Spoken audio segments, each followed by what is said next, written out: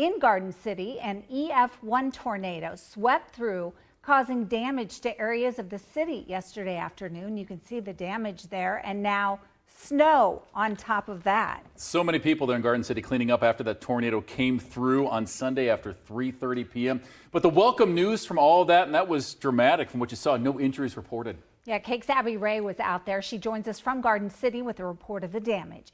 Abby. It's a cold day here in Garden City, but things could be much worse here for the community following yesterday's EF-1 rated tornado. The bulk of the damage done here locally is actually just behind me at this quick shop car wash.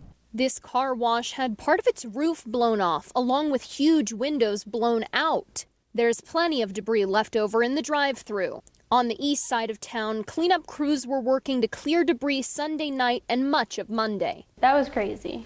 We've never seen anything like that. Kayla Dreiling looked out her back window yesterday and saw the unthinkable. The first thing I saw was the tumbleweeds kind of going up into the sky, swirling around. Winds were estimated to reach 90 miles per hour during the tornado. When Kayla checked Facebook, I saw that power outages were happening. 1,200 people in Garden City were without power for a couple of hours during the tornado, but it was restored as quickly and as safely as possible, according to the city manager. It could have been so much worse than it was.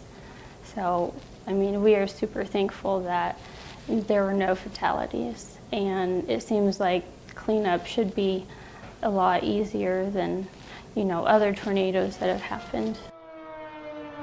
The city says the tornado damaged less than 10 buildings in Garden City. But those are a combination, again, of industrial, commercial, and residential. So no estimates at this point in time of the total cost of the damage. In Garden City, Abby Wray, KAKE News on your side.